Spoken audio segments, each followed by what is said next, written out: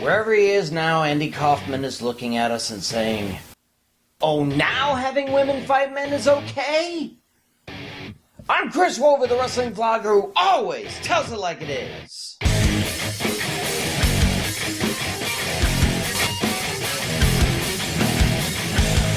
I was quite under the weather last week, and my brain just refused to come up with a topic.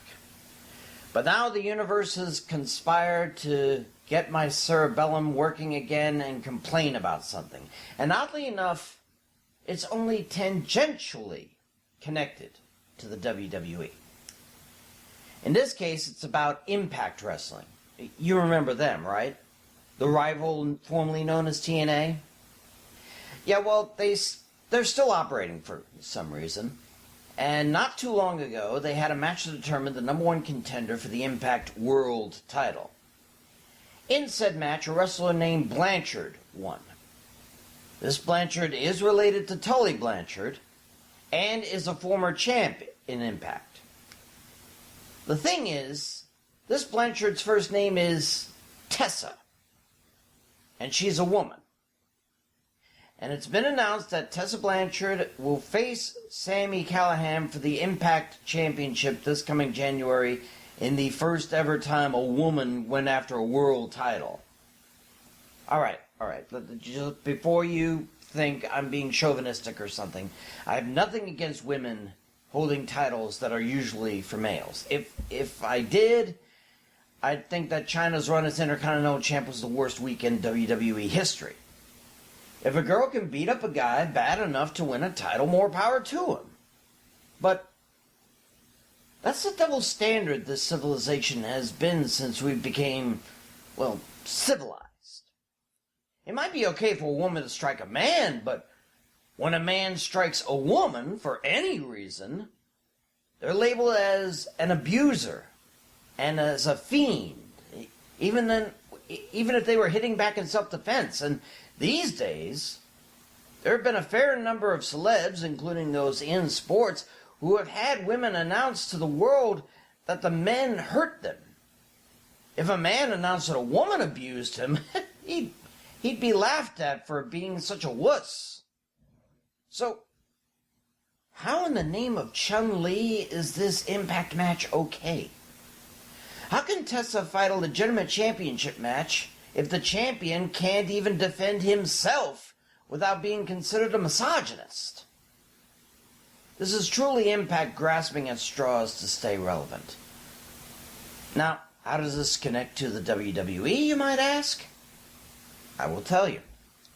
We're coming up on Mixed Match Challenge season. This is the somehow popular tournament where male and female superstars team up for mixed tag matches. And this is all good and well as long as the men fight the men and the women fight the women, but there was a time when the WWE did allow intergender tag matches, where the men could, indeed, strike women should they be in the ring together. For some superstars like Chyna and Beth Phoenix, I mean, they could handle themselves, but they eventually did away with the idea as, well, I guess they decided men hitting women was a bad idea to show to kids. I just worry that if the WWE isn't looking at what Impact is doing, then looking at their ratings for the Manchester shows and thinking, maybe it's time to stop mixed match and start back with intergender match challenges. Not saying that those like Becky Lynch and Nikki Cross couldn't take on the men handily. And when Nia Jax comes back, she could possibly be in another Royal Rumble like Chyna, Phoenix, and Karma before her. But it just doesn't seem right to me. In order to keep a civilized image, the men aren't allowed to touch the women. So why have the match to begin with? So, I'm calling it now. 2020 will be the last time we hear of Impact Wrestling.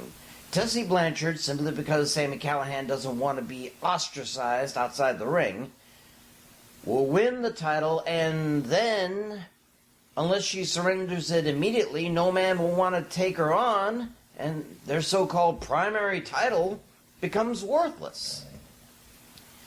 This was Impact's last chance to make an impact. And it will go down as well as any intergender championship match Kaufman had in the 70s. I'm sorry, I just don't believe in it. I'm Chris Wolvie, the wrestling blogger who always tells it like it is. See ya.